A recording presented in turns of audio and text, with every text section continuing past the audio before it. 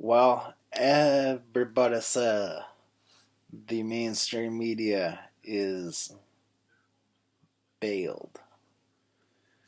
Let's see, pick something that matters to you and research it and see what the mainstream media has to say. I cannot see myself. And let's see, mental illness. It serves no purpose to point fingers or paint a broad brush in labeling the 1 in 4 Americans living with mental illness, in any case, major depressive disorder, as homicidal and violent. The vast majority of cases involving gun violence committed against others are from individuals who do not live with mental illness. Indeed, when gun injuries and mental illness do collide, it is overwhelmingly the case that we harm ourselves. By stigmatizing and labeling what is a treatable illness, we discourage those living with illness from getting help, which can lead to self-injury and suicide. Chances are someone you know or love lives with mental illness. Your friend, your coworker, your neighbor, your family member. Does that change how you feel about them when they struggle? Would you want them to suffer silently and feel shame, or get help and have hope? Question mark. And well, what I kind of think about this is that it has some sort of I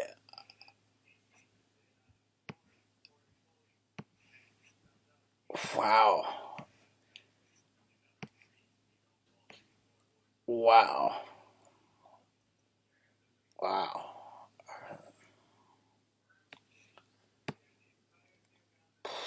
Wow. Let's go to a comment.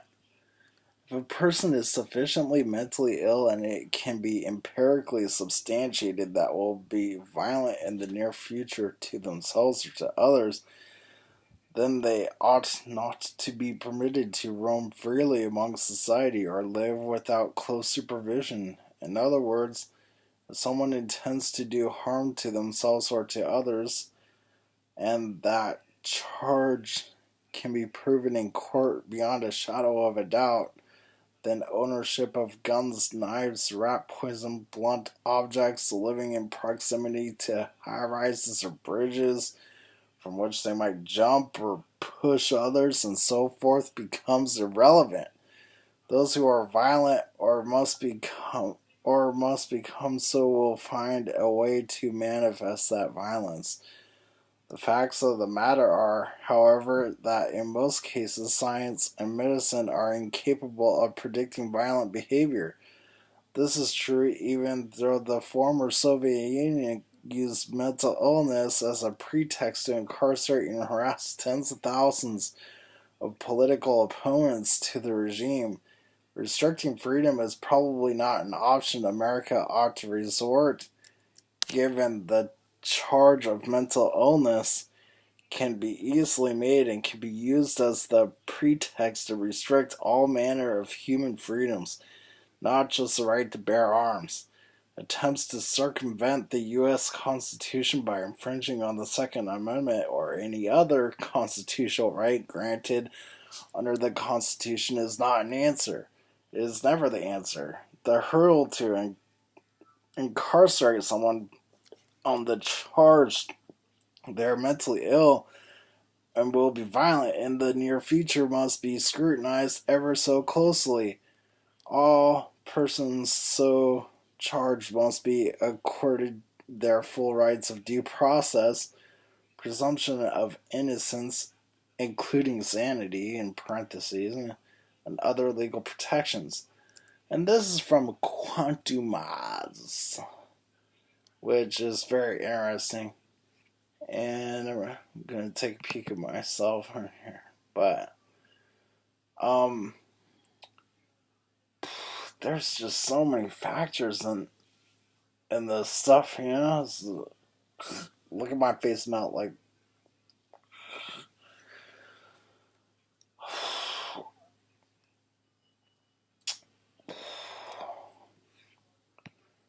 go on to another comment.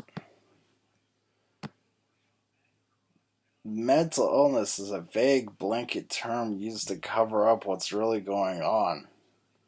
Clinical labeling of various conditions, which is all speculative because there is no real human equivalent to OBDII,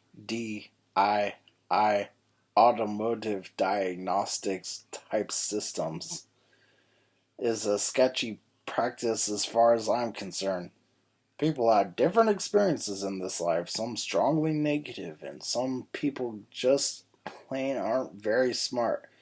And you can church that up any way you like, and you're still just glossing over a bad situation for one individual. Life sucks. Adult life sucks. Sometimes, and in some very involved ways, for the span of your adult life, you're expected to produce a monthly income, even after you quit working, which is why they keep harping at people about retirement savings. Like, that's going to work out for you at $12 an hour in this economy. And the government will be very happy to tell you how to live your life in between billing cycles in lots of careful little ways, up to and including but not limited to what you'll wear in public, how to operate your motor vehicle, how much money to spend on your kids, how to talk and act, and that's kind of depressing, being on an hourly wage slave and a subject of the realm.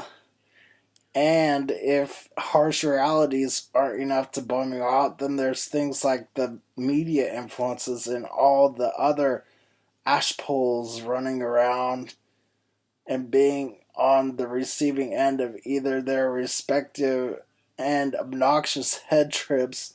Some of those ashpoles would like to tell you how to live as well, and that you're not good enough if you do not drive a new car, so forth and so on. But enough about advertising executives. Point being, there's a lot of negatives, and until you actually sit down with an individual person and find out what's eating them, well, you're kind of firing into the darkness, hoping to hit something more or less.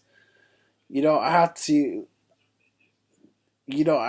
go it alone in this life. And people who are stuck in life or feel stuck and are miserable as a result need to be made aware of those various resources, some of which are provided through local community sources and some through the government at various levels.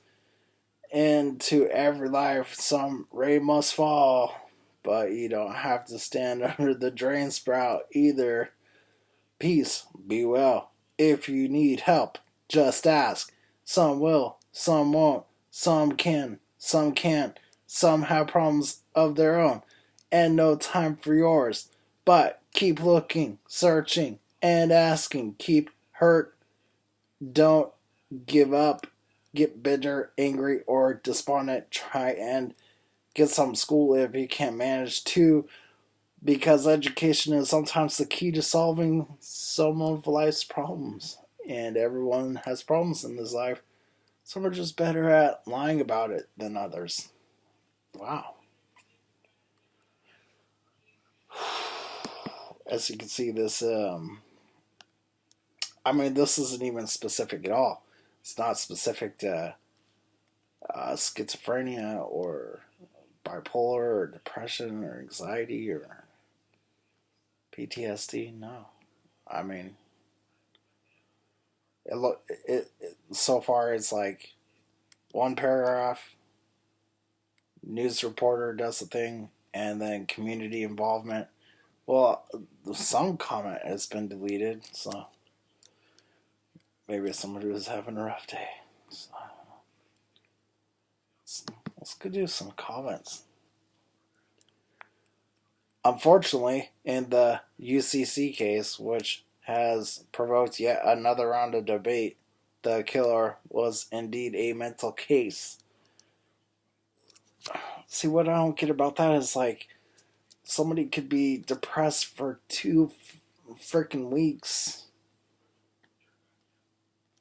and be a mental case, or unless you're trying to refer to like dude was a nut job or um uh, a mental case. His mother, who held herself out on Facebook as an expert on autism and Asperger's, knew this very well. Well, I want to go to Facebook.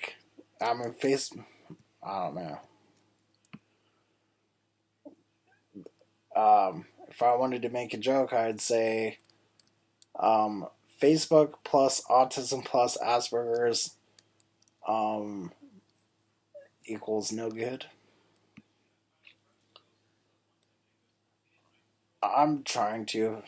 Next comment, I'm trying to find even one case of a mass shooting where the purple is not mentally ill. The two seem to go together. When was the last time a mass shooter did their evil deed for a rational reason? Every one of them seems to be someone who should spend their lives under heavy medication in an asylum.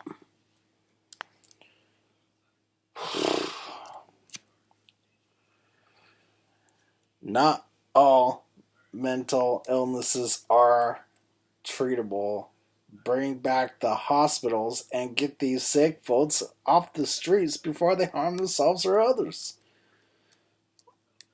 It would be nice to, if you're on the street, it would be nice to like get a bed with some partitions around it and quiet time and a pillow and go try capitalism again. Yeah, but and I'm so fucking sick of hearing people cough.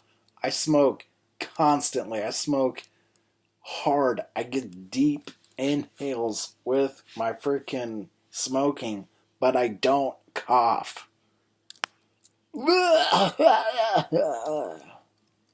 If I do cough, it's one time enough to just blast my lungs out, and then it's done. I don't get it. Treatable versus curable. Many mental illnesses are treatable, not curable, with lifelong medication and periodic supervision by case managers, psychiatrists, and counselors. The trouble is getting mentally ill persons to stay on their medications and keep seeing mental health treatment. It isn't a question of not enough taxpayer money poured into the mental health system. The problem was way more difficult. And let me cut in here too. Just because you got somebody sitting behind a desk filling out paperwork doesn't mean they're actually engaging the client. You know, it's like I really wish somebody would listen to me first. I would explain the situation. They would just remember it, like mental check mark. Be drinking a cup of coffee or whatever, tea, water, cigarette, whatever. And they would go, okay, I need to go back to my desk and talk to the next person in line. And between 5 or 6 different people, you'd be totally, your charge on your noodle from what was going on would pass. And I think it'd be more effective. But let's see. Very often, when the mentally ill respond successfully to treatment, they feel cured and stop taking their medication, drop out of treatment and counseling. Even worse has been the rise of the so-called mental health activists who actively discourage mental patients from taking medication. Incredibly, many of them actually employed by county and state mental health agencies on the taxpayer's dime. Worse is that there has also developed an entire subculture of cynical pot entrepreneurs pushing so-called marijuana as a home treatment for mental illness, a concept not unlike prescribing liquor or for chronic pain, PTSD, or anxiety disorder. All of this together has made reliable management and supervision of the mentally ill nearly impossible today. It isn't the fault of the mentally ill, but it is how things are. The uh, Here we go with quick logic from the next comment. The number one reason why people buy guns is for self-defense. The number one cause of gun fatalities is suicide. If a mentally ill person needs to buy a gun, the last thing they need is a mental health test. Yep, that makes perfect sense.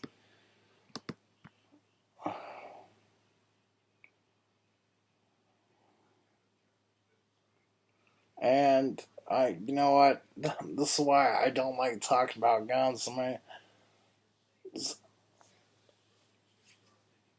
Uh,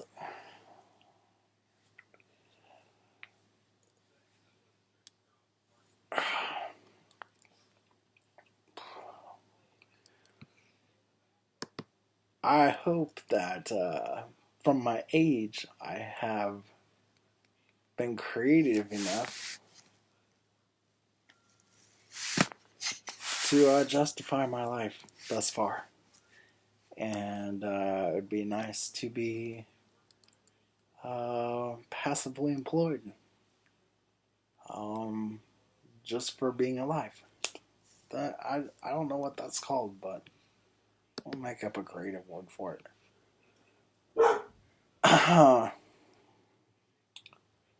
Suicide is not a crime in Oregon. Ah.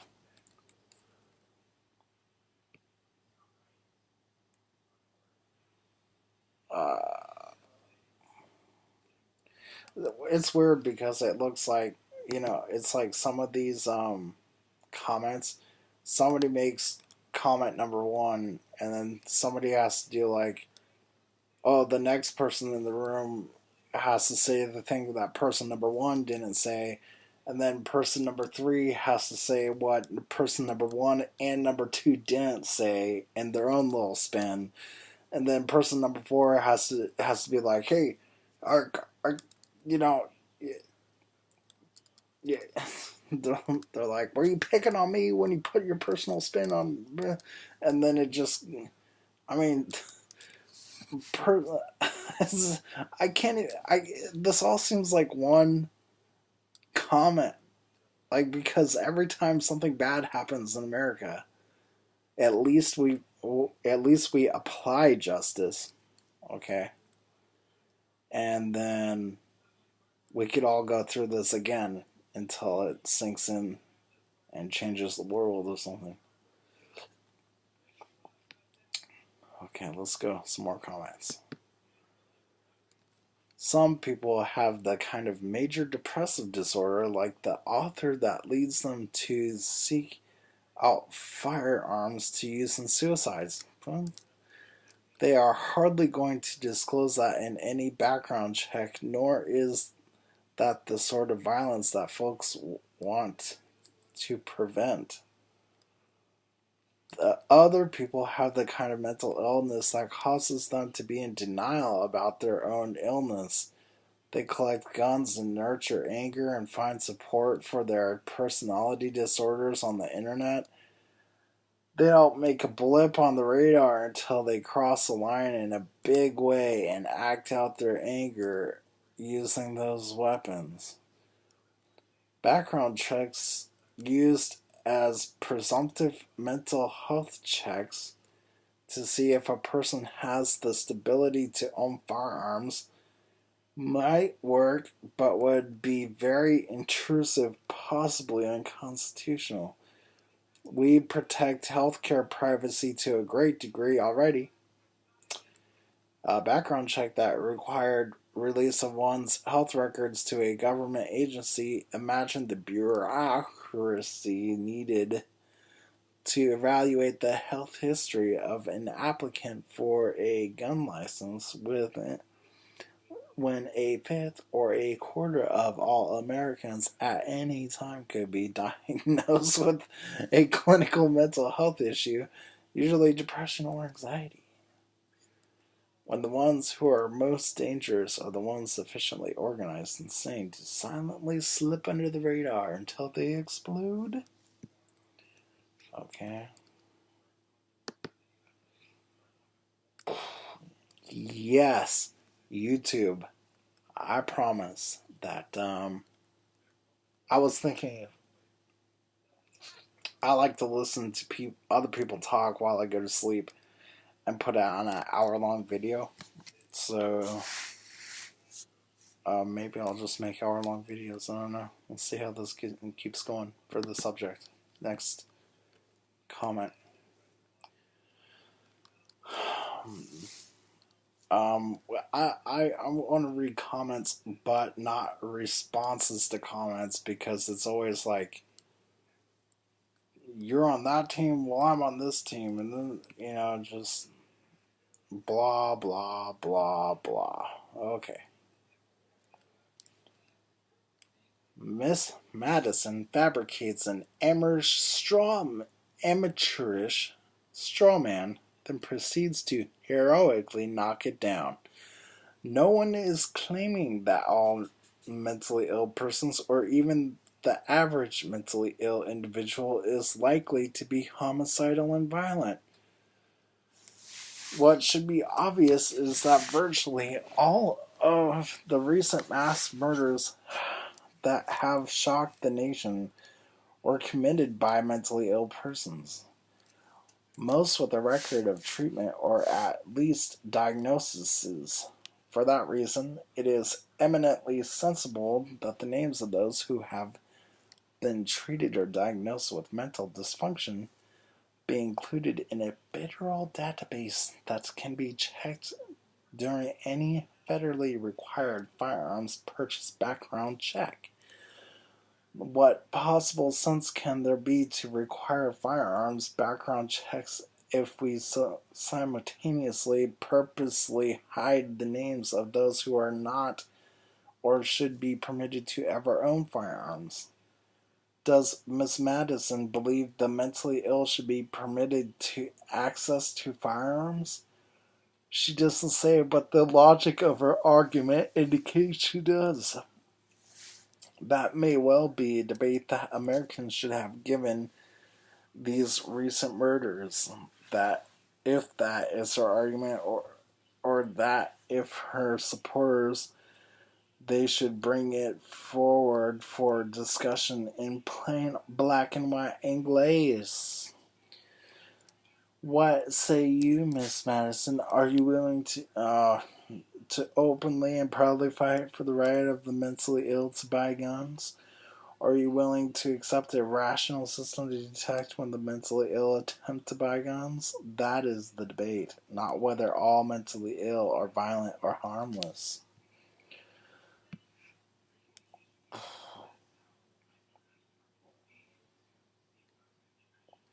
Wow, one would the good way to ensure people avoid treatment until we, as a society, stop glorifying violence and providing the notoriety desired by the impotent cowards, the carnage will continue.